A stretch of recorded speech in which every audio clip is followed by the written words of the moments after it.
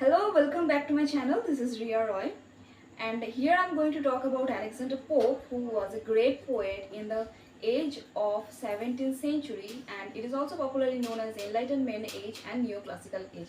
As you know, it was called as Enlightenment age because it was an age of new study, age of discovery, age of science, and age of light. Okay, and as we get figures like Isaac Newton in this time. And why it was called as neoclassic? Because neoclassical age, because at that time people started reading the classical works. Again, they started rediscovering the classical works. For example, Alexander Pope was also a great fan of classical writers like Homer, Virgil, and he also was a great fan of Horace. Okay, and whose influence, whose impacts we will look into his another works. Now, as I always recommend you, if you want to understand any writer, any poet, or any novelist, then you have to understand his background a little bit before you go into the work directly, right? So let's first understand Alexander's life and his background a little bit. Alexander Pope was a Catholic, and his parents also was Catholic, and being from a background of Catholicism, he did not get or did not receive his basic education from his school. He also had a physical ailment for which he could not join in his school, but he did not give up. He used to study from all the works, all the classical works, and he devoted himself. He flipped through all the works of the great writers like Virgil and Homer. And you must know that first Alexander Pope had translated the works of Homer, that was Iliad and Odyssey, and that was also a question, and that came in UGC NET English Literature exam. Now, Alexander Pope started writing poetry and other works at the very beginning of his age, and it was nearly 17 years. When he was 17 years, he started writing everything, and he is often compared with the great figures like Voltaire, and his marvelous works like Rape of the Lock and Essay on Man. But he is famous for his one and only critical essay, that is Essay on Criticism. But before you make any mistake, let me make you correct here that Essay on Criticism is not an essay, rather it is a poem. Now you must be asking poem, and yes, it is written in a form of heroic couplet. Now what is heroic couplet? Heroic couplet is nothing but a form of poetry that is written in iambic pentameter, where the ending pair rhymes. Okay, and it was first written by Alexander Pope in 1709, and it was published in 1711. Now, this work is divided into three parts. One is thesis, the second one is antithesis, and the third one is synthesis.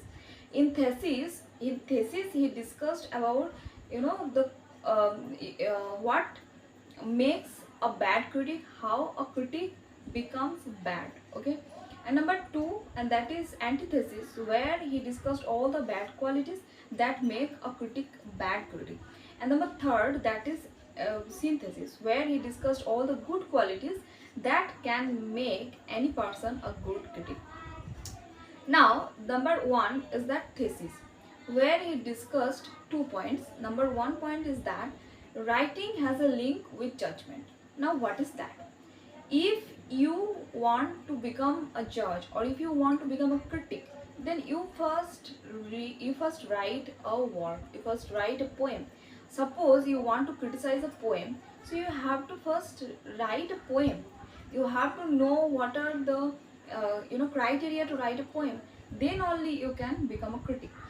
For example, if I ask you to judge any swimmer, okay, if I ask you to criticize any swimmer, but if you don't know swimming yourself, how can you judge? Okay, that okay, he is taking the right steps or not. So similarly, if you want to judge a poem, okay, or a poet's writing, like a poem, then you must write a poem first. Okay, and Alexander Pope said that during his age, many poets were there who could not produce a good poet, good poem or poetry, that's why they became critic, and they were very bad critic, and he used to call them as uneducated critics.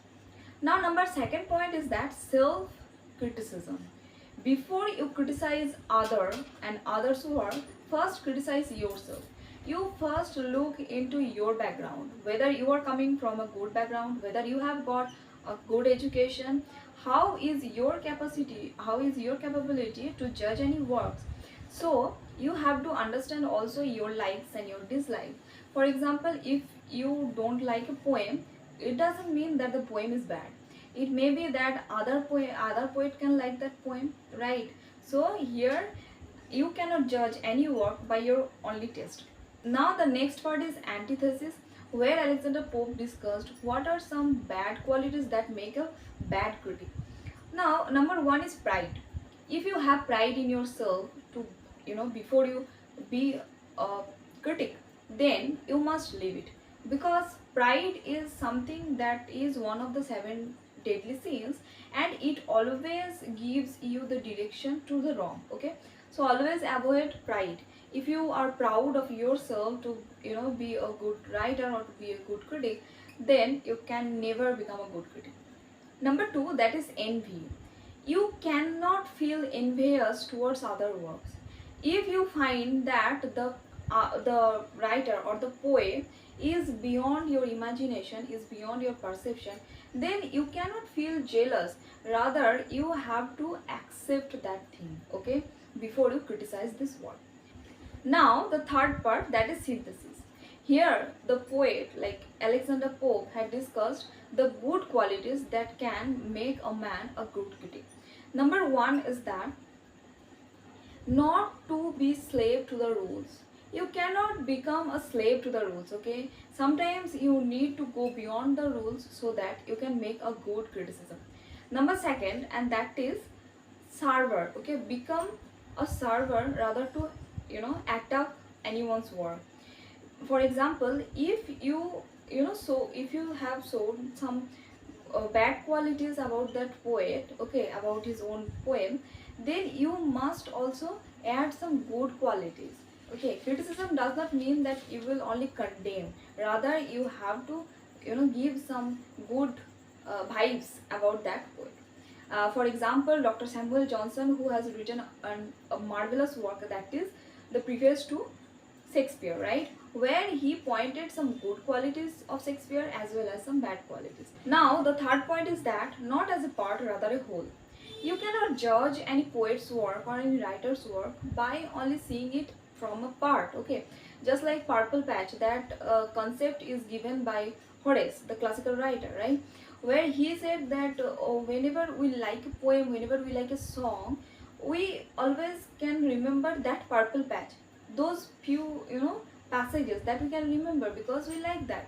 But Alexander Pope is saying that no, you cannot judge a work by its part only. You have to judge it, by the whole, so that you can give a justification to that work. Now, the fourth thing is that four personalities that you must have if you want to become a good critic. Number one is courage, number two is honesty, number three is modesty, and number four is humanity. Now, what is the relation of courage in criticism? See, I'm telling you, if you don't have the courage to criticize a work, okay, and you need also to become brave, because if you are criticizing someone's work, then you have to be ready to be criticized by somebody else, right?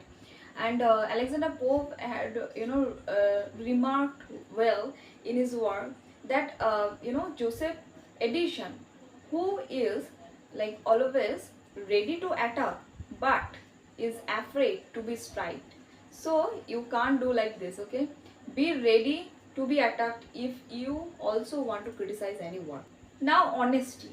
If you don't like the poet personally, then you cannot just have or put your preconception about his work. If you don't like the poet, if you don't like his background, then leave all those things, okay? Just put your concentration on his work.